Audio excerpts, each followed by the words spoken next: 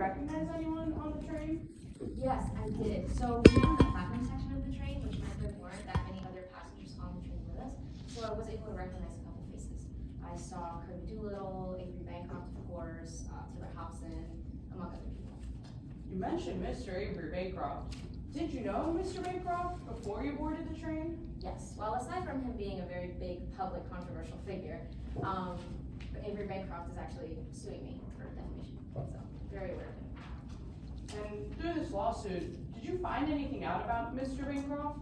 Yes, so of course I'm being sued, hired some lawyers, went through the discovery process, and they didn't have to do much discovering to find Bancroft's medical records online. I mean, you look it up and it's the first result on the page. Well, not it's like the seventh on the first page, but pretty easily accessible. It's a little concerning. I don't know what HIPAA laws are in place there.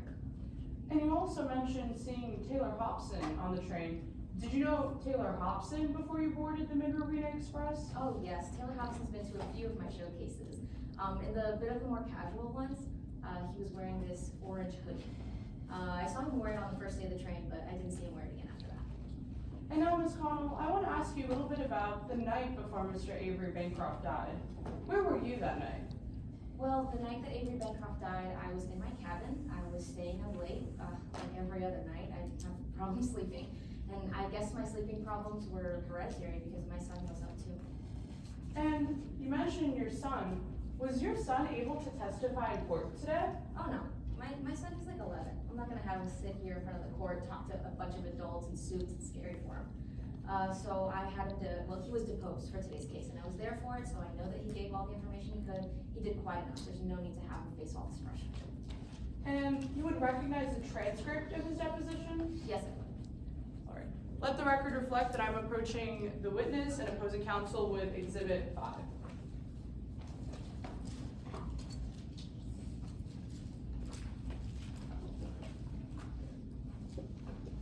Your Honor, we're not entering this into evidence, but would you like a courtesy copy? Please.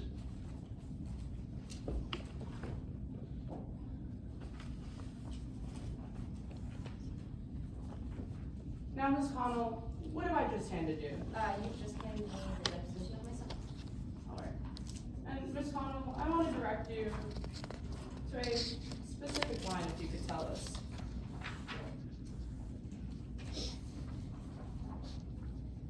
On page 3, what did your son say when asked line 57, if you could read from there? 57, okay. Question, did you see anyone while you were drawing? Answer, I did, around 3 a.m. I heard footsteps in the hallway, so I took a peek. I saw someone heading towards cabin 1. Permission to allow the witness to make use of the demonstrative? Yes. Your Honor, if this witness is going to use the demonstrative, permission to rearrange so that I can You may. see.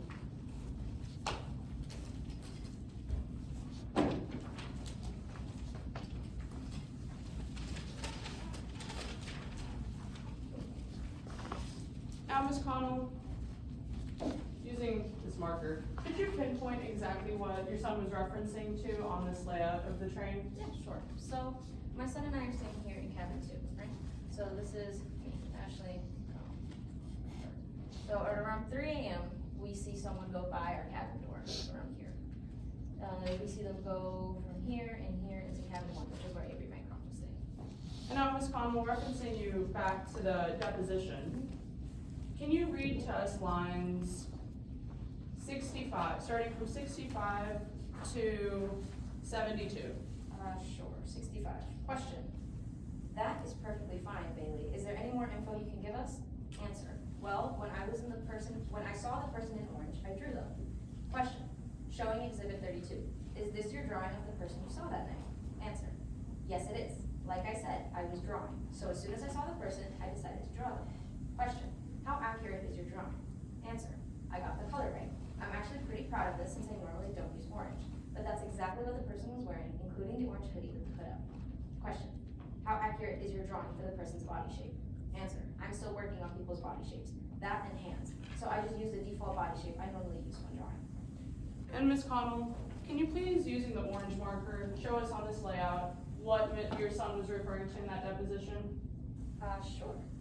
So, like I said, we're staying here in cabin 1 at around 3 a.m. And we orange flash right here by our door, and we see it walk towards cabin 1 and not come back out. And could you pinpoint us where cabin 1 is? Yes, so cabin 1 is right there, right next door actually. And can you mark where you end up seeing this orange figure go into? Yes, so we see it go into the door, from our door to this door. Alright. Permission for the witness to step down from the demonstrative? You may. And Ms. Connell, while reading the lines of the deposition, you talked about, your son talked about a drawing. Would you recognize this drawing? Oh, I definitely would. Let the record reflect that I'm approaching the witness and opposing counsel with what has already been entered into evidence as Exhibit 32.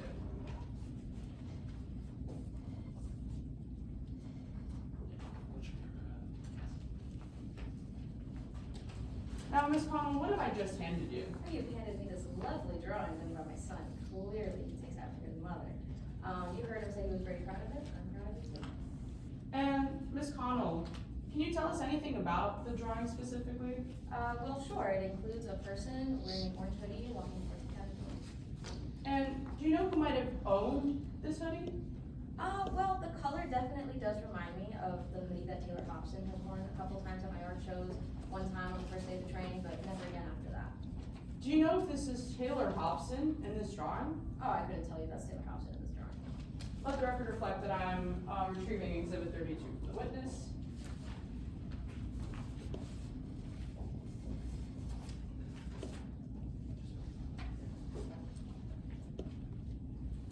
And now, Ms. Connell, I wanted to ask you a little bit more about your time on the Mid-Riverina Express. Did you travel to any of the other cabins while aboard the train? Yes, so I actually went to the storage cabin a couple times, because there were some art supplies in there that I wanted to get for my son. And when you went to the storage closet, did you see anybody? Yes, I ran into Roy Shelton's storage closet.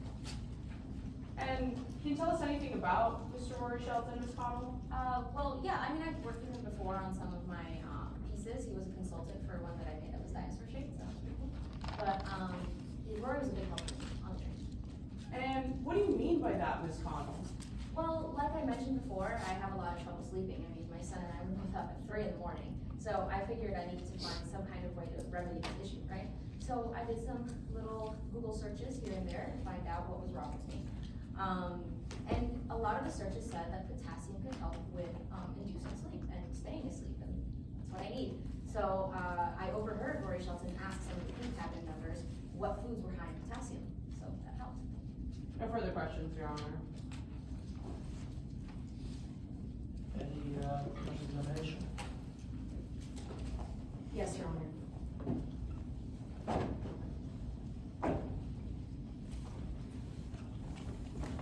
Your Honor, may I proceed? You may. Good afternoon, Ms. Connell. Good afternoon. I'd like to talk about the interaction that you had with Mr. Bancroft on the evening of April 24th. You had a discussion with Mr. Bancroft that evening.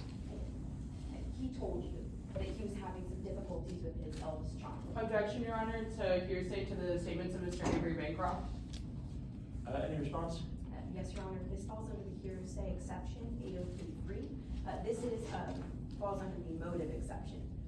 Mr. Bancroft was discussing that he was having difficulties with his eldest child, which goes towards his motive to disinherit Taylor Hobson.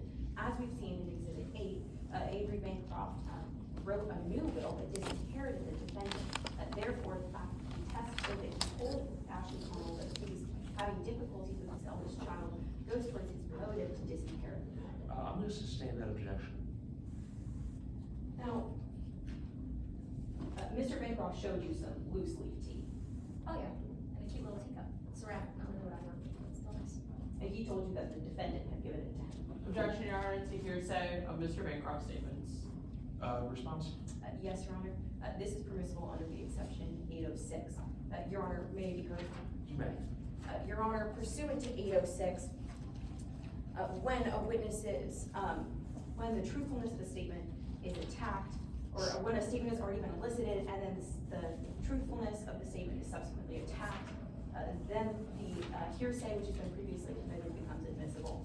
Your Honor, if I may be heard, the statement that Taylor Hobson offered or gave Mr. Bancroft a tea and a teacup, was elicited under George Nathanson. Therefore, this fulfills prong 1 of 806, that the testimony that the defendant gave Mr. Bancroft, the tea and teacup, is already in evidence. And Your Honor, additionally, opposing counsel tendered a character evidence form today, specifically stating that they would be attacking the credibility of all plaintiff witnesses. Your Honor, it's the defense's contention that Taylor Hobson did not, in fact, give Mr. Bancroft tea and a teacup. I mean, this rule talks in terms of attacking the declarant, Mr. Bancroft's credibility. I'm not sure I've heard that, so I'm going to sustain the objection. Your Honor, may be heard briefly. You may. Your Honor, this is Mr. Bancroft's statement that Yes. that he told Ashley Connell that this was given to him by Taylor Hobson. And Exhibit 29C is a statement by Mr. Bancroft stating that his child had given him this. Your Honor, this hearsay statement has already been entered into evidence, and the credibility of Mr. Bancroft's statements have been attacked by the defense, as it is their contention that Taylor Hobson did not, in fact, give Mr. Bancroft this tea and teacup. As such, this is a permissible line of questioning because it falls under the 806 exception.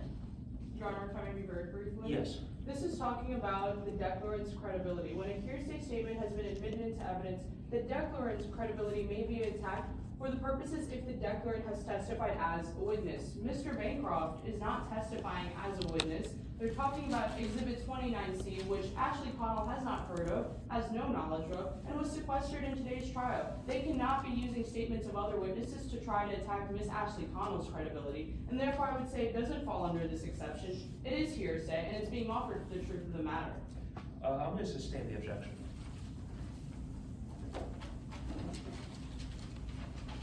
Now, Mr. Bancroft mentioned that he was planning to have tea with his child later that evening. He did. He didn't mention having tea with anyone else. Well, no, actually, we were having that conversation, like I said, he's trying to sue me, right?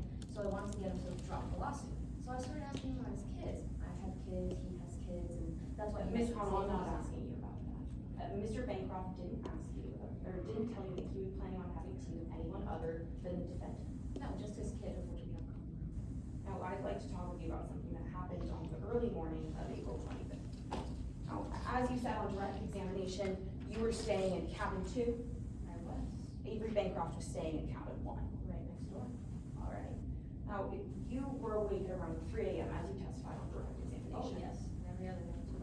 Now, you heard footsteps outside of your cabin, Yes, that was scary. 3 in the morning, the witching hour? I thought that was a ghost or something. and you saw someone walk out the door. Yes, thank God, no ghosts. They were walking towards Avery Bancroft's cabin. Yes, Now, your son also saw someone go to Avery Bancroft's cabin. yes, he really saw it. Now, I'd like to talk about what happened the morning after Mr. Bancroft's death. Now, you visited Mr. Bancroft's cabin after he died, I did. and when you were there, you didn't see tea? No. You didn't see a teacup? No. Thank you, Your Honor, I have no further questions at this time. Any redirect? No, Your Honor, I just asked if my witness be allowed to step down from the stand. She may. Does the defense have any other witnesses? Yes, Your Honor. We now call Dr. Dana Haskins to the stand.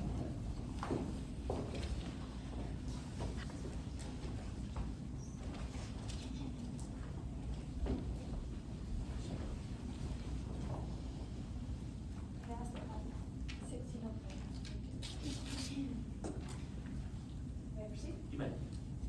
All right. Would you please state your name for the record? Hello, I am Dr. Dana Haskins. And would you tell us a little bit about yourself? Sure, I'm kind of a murder mystery buff, and that's what got me into psychology. Currently, I'm a clinical psychology, and I own my own private family therapy practice in Midlands. And would you tell us a little bit about your educational background to getting into family therapy? Sure, I got my PhD in clinical psychology from Midland State.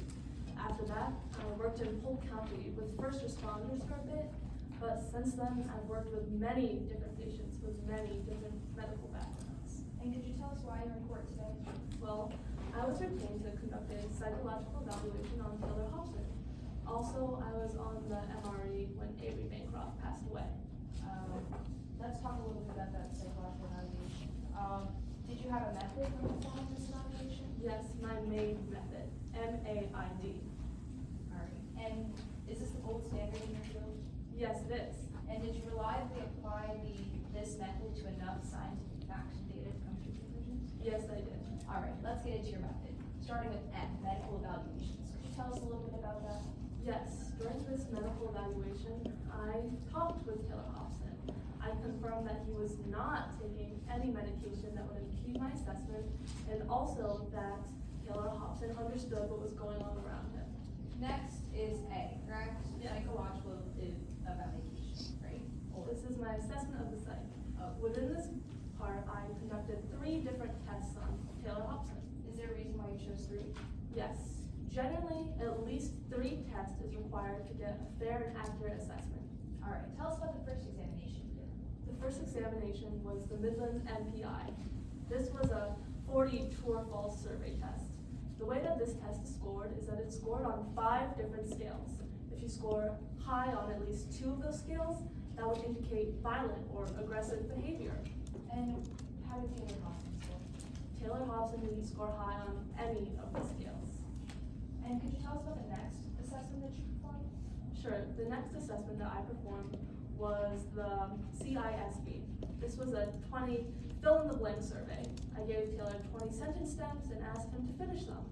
The way that this is scored is if you get a 70 or higher, you are deemed maladjusted, an area for concern. A 50 or lower, you're deemed well-adjusted. Anything else falls within the middle. And how did Taylor Hobson score? Taylor Hobson fell within the middle. Alright, let's move on to your last assessment that you did. Could you tell us about that one? Yes, the last assessment that I did was the TAT. In this test, I gave Taylor a series of images, and I asked him to describe as dramatic of a scenario as possible. Alright, and how did Taylor Hobson score in this evaluation?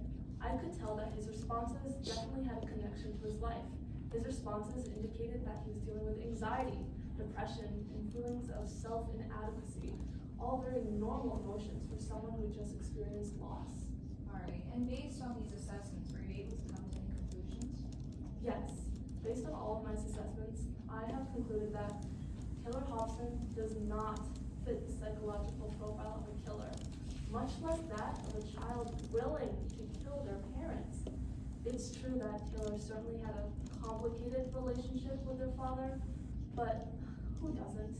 In the end, Taylor does not exhibit the behaviors of a killer. And before we get into your time on the Mid-Riverine Express, did you have any concerns about Taylor Hobson's ability to manipulate the tests? No, you see, there are telltale signs of manipulation. Usually when someone is manipulating, their answers are inconsistent, self-contradictory, but all of Taylor's answers were very consistent. Alright, let's get into your time on the Mid-Riverine Express. How did April 25th go for you? Well, that morning, I remember I ran out into the cabin. I heard that Mr. Bancroft died, and when I ran out into my hallway, I bumped into Ashley Connell's son, Bailey Connell. Awesome. Alright, now, Dr. Dana Haskins, I wanted to ask you a little bit about the layout of the train. Would you be familiar with an exhibit demonstrating that? Yes, I would. Permission to have my witness make use of this demonstrative? Sure. Alright. Would you please show us where you're staying? Well, I was staying within cabin 6. Would you mark your name there? Sure. Perfect. Just put Dana. Alright. And the night before Mr. Bancroft died, where were you? Well, that night I was up around between 1:30 and 2 o'clock. I couldn't fall asleep and I was pacing around in the hallway. It was around somewhere within that time when I actually heard the door to the dining car open. Would you mark that? Yes, I'll circle it. Thank you. Do you know who was in the hallway or who it could have been? Someone coming from the dining car? And were you aware of any passengers who would have had to come in and out of the dining car to access their cabin or where they were sleeping? All I know is that Rory Shelton was the only passenger who was staying in this area. He was staying within the crew cabin, which led to the storage area, which then led to the dining car. Could you write down Rory Shelton where the crew cabin is? Of course. And after you heard this noise from the dining cars, would you tell us around roughly what time that was and what you were doing at that time? Well, again, as I said, it was between 1:30 and 2 o'clock. Once he finished, I went back to my room around 2 o'clock. Brilliant. I asked my witness, please step forward. Sure. Thank you. Alright, I just have a few more questions. Did you attend the Ondorf excursion? Yes, I did, along with a few other passengers, actually, such as Rory Shelton. Did you notice if he bought anything at the store? Well, I'm not sure, but when I was looking around, I do know that they were selling concentrated banana extract at the store, a potassium supplement. And were you aware of anyone who might have needed potassium on the train? I know that Rory Shelton, from what I saw, he might have needed it. I saw him asking crew members about what food and drinks were rich in potassium. Thank you. No further questions. Any, cross-examination? Yes, Your Honor, may I approach? You may. I'm permitted to step in court for the purposes of the demonstration. You may.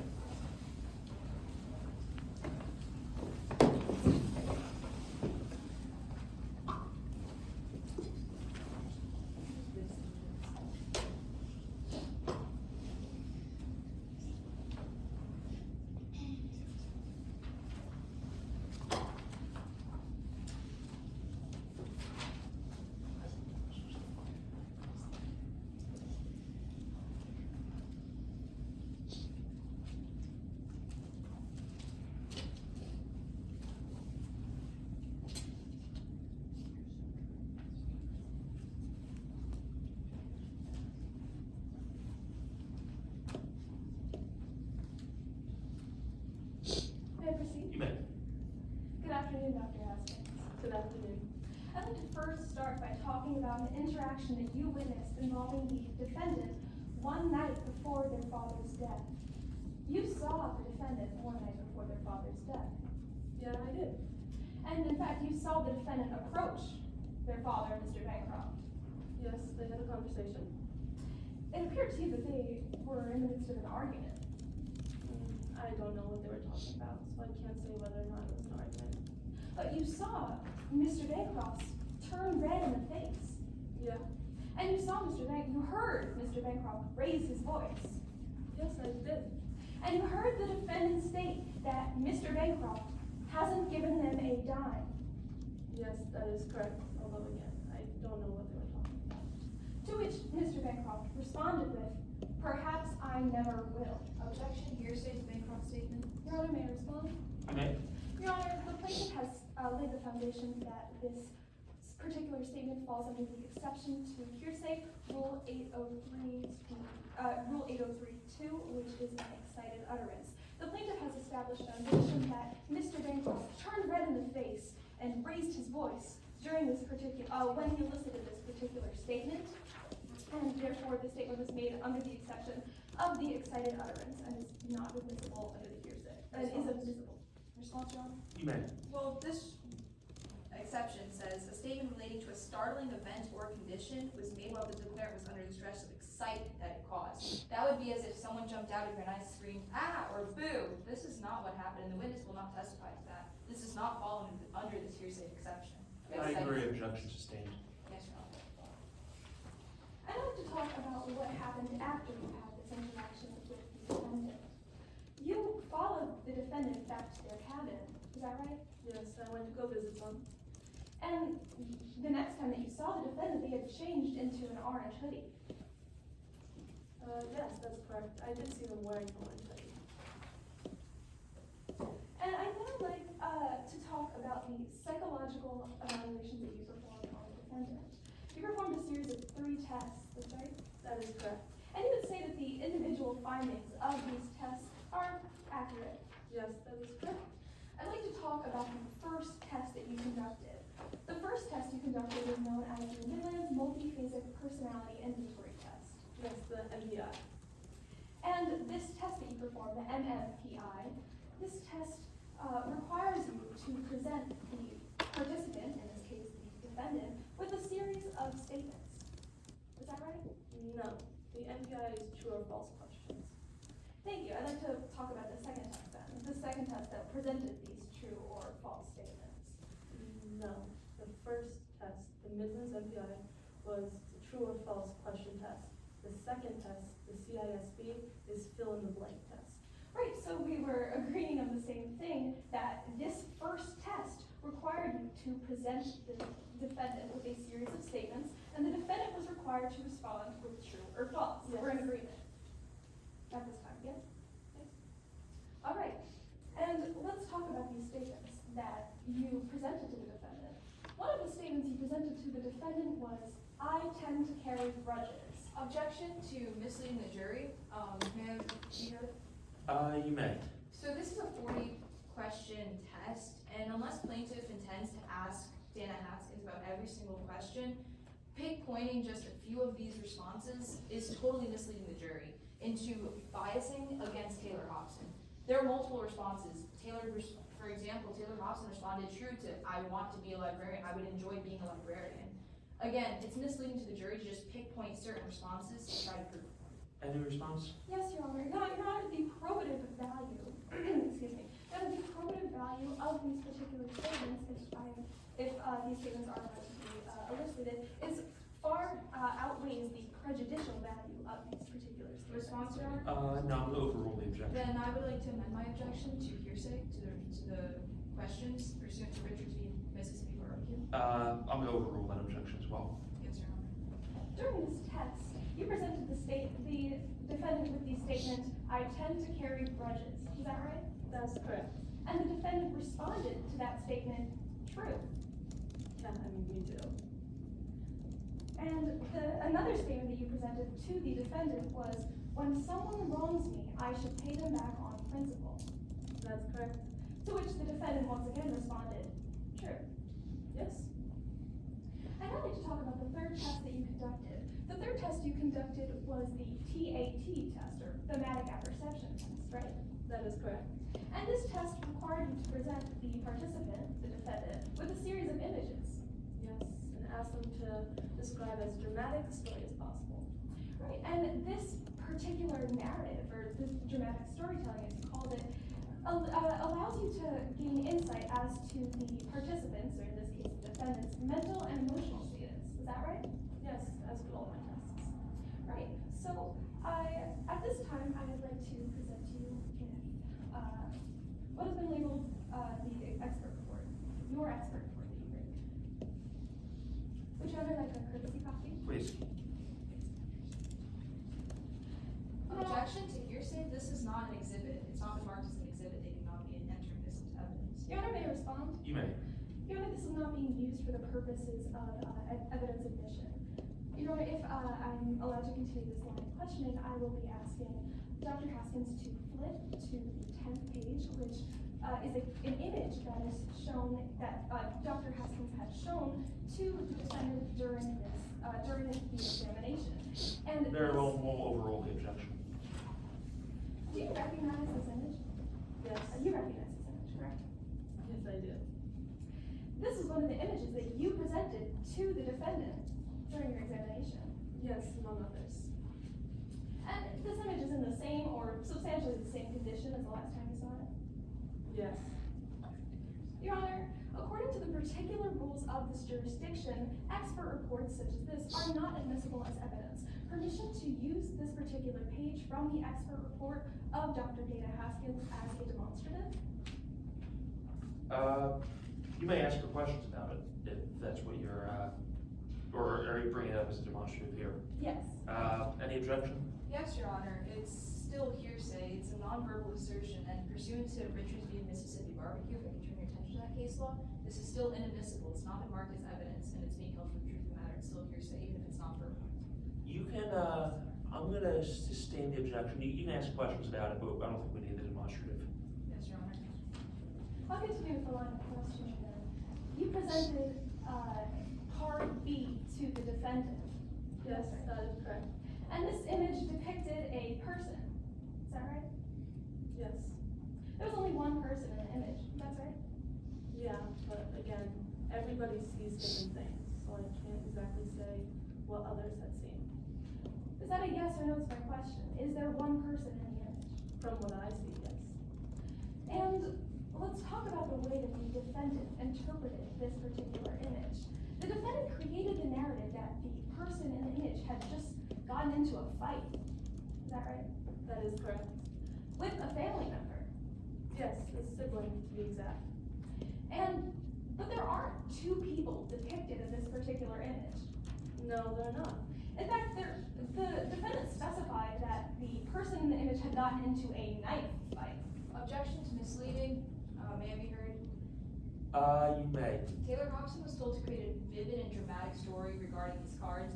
Asking why or whether or not she saw another person in the photo is misleading the jury into thinking that Taylor Hobson would then commit a violent crime because they're seeing more than what the picture was depicting.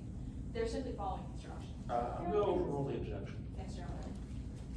And you don't see a second person in the image.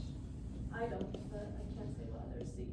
And the defendant also created the narrative that the person in the image had just gotten into a knife fight. That's correct. There's no knife fight depicted in the image. I can't say what I saw others see. I can't say what Taylor Hobson saw in the image. That's the whole reason for this test. Dr. Haskins, I'm asking if there is a clearly depicted knife fight within the image. I can't say what others saw. Dr. Haskins, is there a clear depiction of a knife in this particular image? Objection has been answered. I don't believe we received an answer. Overruled.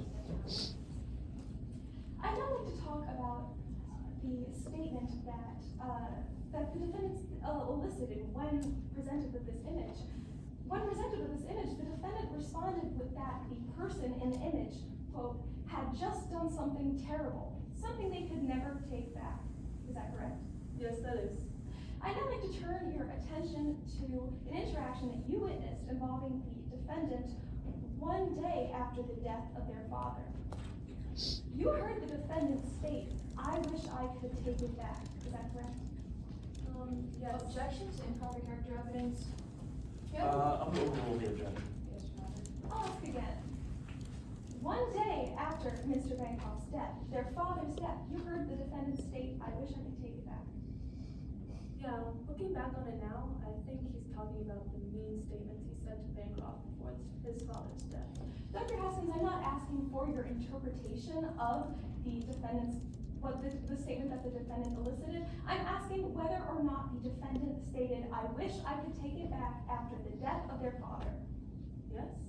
No further questions, Your Honor. Any redirect? No redirect, I just asked my witness to be so kind. She may. Thank you.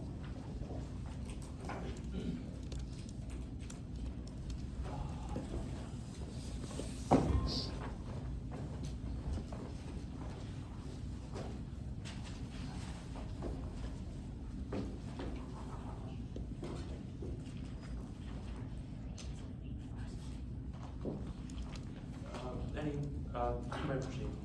Yes, Your Honor. At this time, the defense calls Taylor Hobson.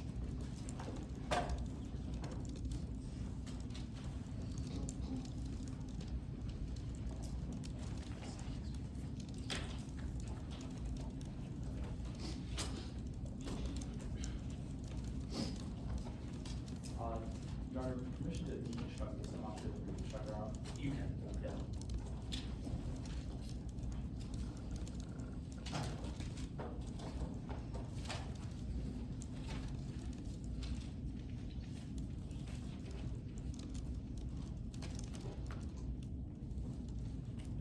How much time do I have left, timekeepers? 9:41. May I proceed? You may. Good afternoon. Good afternoon. Could you please state your name for the court? My name is Taylor Hobson. Mr. Hobson, could you tell us about why you're in court here today? I'm in court today because my father and I were both aboard the Mid-Riverina Express when he passed away. Mr. Hobson, what led you to board the Mid-Riverina Express? I was on the Mid-Riverina Express to get my late mother's medallion, or I guess you could call it Plan M. Mr. Hobson, you talk about a medallion. Could you explain to us a little bit more about this? Yeah, I mean, it was a gift that my mother gave to Mr. Bancroft over 20 years ago. She always talked about it when we were a kid, and it really meant a lot to me, her, and our family. Would you recognize an image of that medallion if I showed it to you in court today? Absolutely.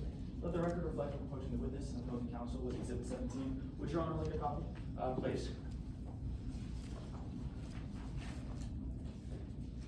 Mr. Hobson, is this your mother's medallion? Yes, it is. All right. Is this why you boarded the train? It most certainly is, yes. All right, I can take that back. Now, Mr. Hobson, you've heard a lot about your father in today's case so far. Could you tell us a little bit about what your relationship with him was like? Him and I didn't really have a relationship growing up. you could say my mother was the other woman. He decided, as soon as she got pregnant, to up and leave a young, low-income single mother to fend for herself and her unborn child. My mother wanted us to keep our distance, and she always demanded respect for him, which honestly annoyed me. But my disdain for him only grew in 2003. Oh, Mr. Hobson, what happened in 2003?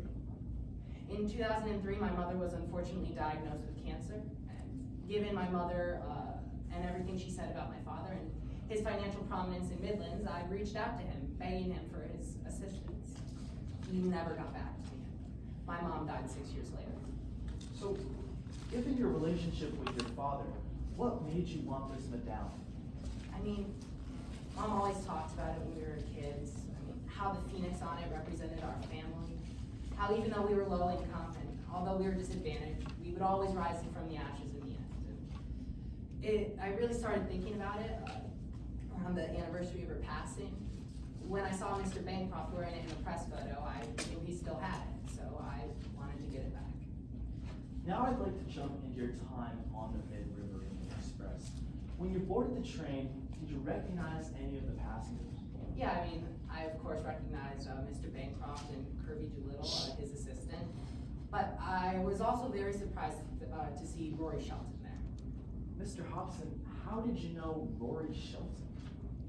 A few years prior, Mr. Shelton had reached out to me, berating me with emails, and as a result, I did some digging into my father's business run-ins.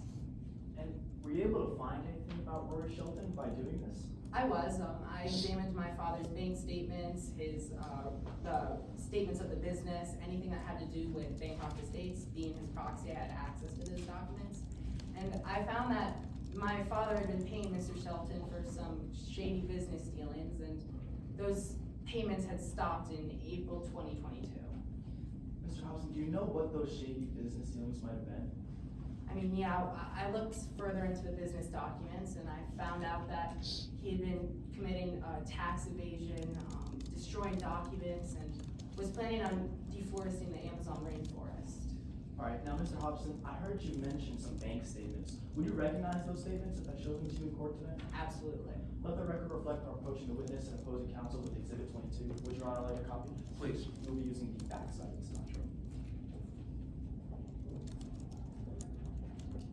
Mr. Hobson, is that the document?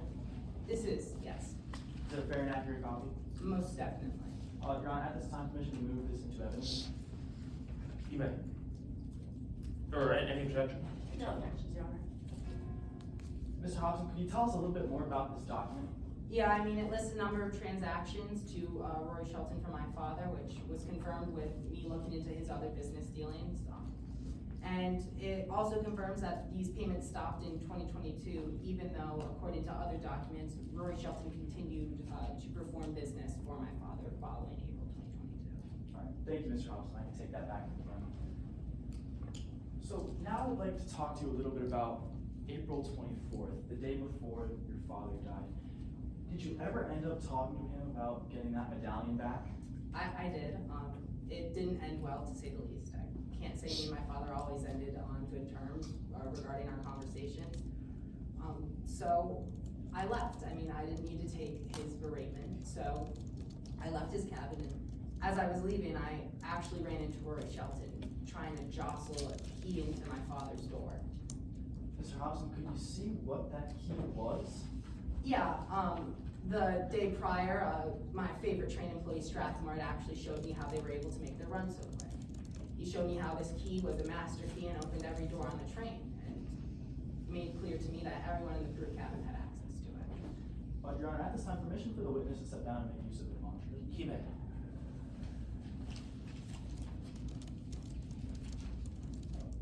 Mr. Hobson, to your knowledge, was there any passenger aboard the train who was staying in the crew cabin that could have had access to this key? Yes, Rory Shelton. Now, was this the last time that you ended up seeing Rory Shelton? It wasn't, no. Could you tell us a little bit about the next time that you saw him? Well, on the 24th, I had once again tried to get my father's medallion back, and so I went to his room, and he ended up arguing with me again and ripped the medallion off his neck and threw it at me, saying, "Here, just take the damn thing." And I left, and I was hungry, so I went to the dining hall where I actually ran into Rory Shelton. Did you see what Rory Shelton was doing in the dining car when you went in? Yeah, he was about here, sitting at this desk, and was searching up something on his computer. And when I approached, I saw that he was looking up my father's name. Well, when he was looking up your father's name, did he end up clicking on anything? Yes, he ended up clicking on my father's medical records, which seemed to be the fifth search item down. Let the record reflect I'm approaching the witness with created exhibit 20. Mr. Hobson, is this the medical record that you saw Rory Shelton looking at? It is, yes. Thank you, I can take that back. Now, could you mark for the members of the jury where this interaction with Rory Shelton happened? Yes. This interaction happened right here, with Rory Shelton being right there. All right, let's go ahead and write that down. Do you know about what time this was? This was about 12 a.m. Let the record reflect I added the words Rory Shelton, 12 a.m. to the demonstrative. Now, before you ended up going back to your cabin, did you end up doing anything else with Rory Shelton? I did. Rory seemed to be shivering, so I offered them my hoodie, which they gratefully accepted. And following that, I made my way back to the cabin after grabbing myself a snack from the kitchen. So, Mr. Hobson, did you have your orange hoodie the night that your father died? No, I mean, as far as I was aware, Rory was the last one to have it. Let the record reflect I'm putting an orange dot next to Rory Shelton, representing the fact that they were the last ones seen with the orange hoodie. Now, Mr. Hobson, I'd like to just circle back to why we're in court. May my witness be asked to sit down? You may. Mr. Hobson, you've heard a lot of things in court today, so I really want to give you this time to answer one last question. Did you kill your father? No. I'm infuriated that my half-sibling Shannon is even bringing up this lawsuit to begin with. I was there on the train to get my father's medallion. When I went to bed that night, I was completely at peace, knowing that I was going to be written out of the will. I had gotten what I wanted on the train. I had no reason to kill my father. I just can't even believe this lawsuit is being brought up in the first place. Mr. Hobson, where were you between the hours of 12 a.m. and 4 a.m. on the night that your father died? I was in my room, sleeping with Kelly. I mean, I had no reason to leave. I had gotten the medallion, I had gotten what I wanted. Let the record reflect that I am putting the words Taylor and Kelly in cabin 3 from 12 a.m. to 4 a.m.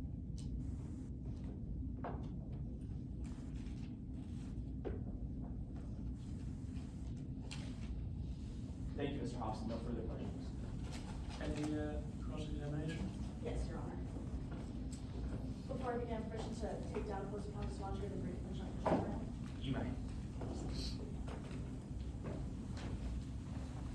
And also, before I begin, permission to inquire how much time I have left. You have 15 minutes and 45 seconds.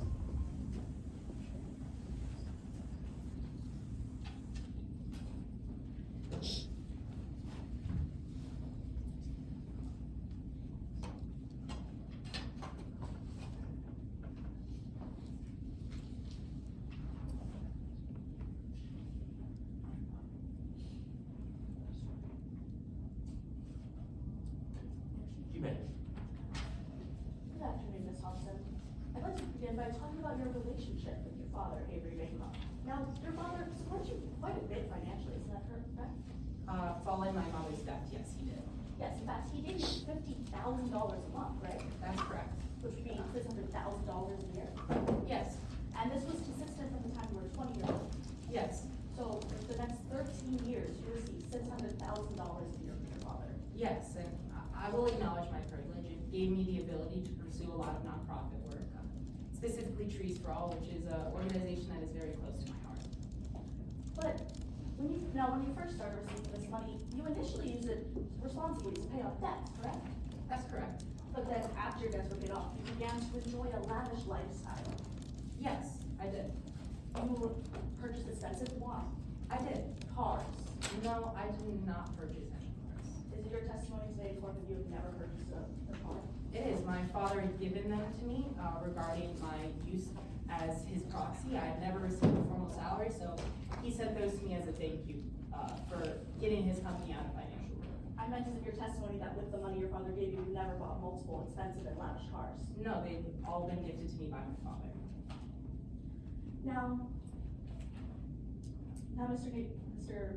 Hobson, you prepared a deposition for today's case, right? I did, yes. And in this deposition, you were truthful and honest, correct? Most definitely. Would you be familiar with a copy of this deposition if I were to show it to you? Yes. Approaching opposing counsel with the witness's deposition. Would you like her to copy? Please. Actually, no, we're fine with that one. Now, this is your deposition, right, Mr. Hobson? Appears to be yes. And this on the last page would be your signature, Yes. where you certified that you were telling the truth. Correct. Great. Now, follow along with me as I read aloud from lines 54. If you mean what cars I do own, I have a Porsche, 2 Ferraris, a Rolls Royce, and a Mercedes. I also have a stretch Hummer, but I only use that when going to galas and other philanthropic events. That's Did I read that correct. correctly? My father. Objection, Your Honor, to improper impeachment. May I be heard? There's case law. I'm gonna overrule the objection. Your Honor, if I may, there's case law on this, on page 12 that directly contradicts what opposing counsel is trying to do right now. Let's just finish the impeachment. That was the impeachment, Your Honor. Okay, objection overruled. Now, moving on. So you did purchase expensive cars. No, my father gifted them to me. You also purchased travel. Once again, I did not purchase travel. Is it your testimony that you never paid for travel by yourself or with your girlfriend, Kelly Dews? No, that's not my testimony. I never purchased individual travel. I purchased travel to fund my former partner Kelly Dews' lifestyle. So you did spend this money that Mr. Bancroft was giving you on extravagant things such as travel. Yes. Now, of this $600,000 a year that you received, you never saved any of it, isn't that right? No, I didn't. I mean, I had no reason to think it was going anywhere, so I did what I could to be as involved as I could in nonprofit work. And the money isn't gonna be there when I'm dead, so I thought that I could use it to the best possible extent it could, and in the fullest possible extent as well. But your father cut you off in April of 2023, correct? He did. But you thought this would only be a temporary setback and you continued to live your life as usual, That's correct. despite the fact that you had no reliable source of income. I had, obviously, I work for Trees for All. I'm actually on the board of directors, and they had offered me a formal salary that I had since been declining due to my father's stipend, and I did have that source of income, but no, I was not receiving it at the time. I had since denied it. Yes, and you had no savings to fall back on. No, I did not. And again, no job that was formally paying you. No. So when your father cut you off, you had nothing to fall back on. No, I did not. But you continued to live your life as usual, isn't that correct? That's correct. And you did so by taking out a $600,000 loan. I did, yes. And the term of this loan was that you had to pay back $1.2 million by May 1st of 2024, correct? That's correct. And to be clear, May 1st, 2024 would be 10 days before you boarded the Midway Greenlands, 10 days after you boarded the Midway Green Express. I'll take your word for it. Now, your father died just 6 days before this $1.2 million was due, correct? That's correct. Now, I'd like to direct your attention to Exhibit 6, or your father's will, which we'll just refer to right here. Now, you're aware of this will, correct? Well aware, yes. And you're aware that you'll receive 95% of your father's estate upon his death. Yes. And that would be $383 million, correct? Correct. And you agree with me that that is far more than the $1.2 million you owed by May 1st. Yes. But your father told you that he wanted to change his will, isn't that right? That's correct. Yes.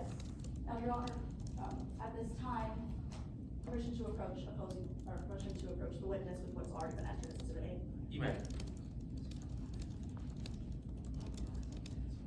Now, your father wrote this in front of you, correct? That's correct. And in this will, he gives his entire inheritance to the Black Bear Casino Fire Fund. That's what it states. However, he never formally executed this will as it was not signed. Yes, but I'm only asking, that will states that you, Taylor Hobson, will not receive a single penny from your father upon his death. That's exactly what it says, yes. So, if this will had been executed, you would have no money to pay off that $1.2 million loan. It wouldn't have been executed, but no, I wouldn't. But I would have the money to fall back on from trees for all that, the formal salary that they had offered me, but I had since been declining. So I wasn't really worried about repaying my debt as long as I accepted that salary in the future. But that doesn't change the fact that you have $1.2 million due on May 1st, 2024, and no savings and to fall back on to pay this loan. As I've already stated, yes. Now, your father never signed this will, correct? Yes. Because the day after he wrote it, he died. I don't know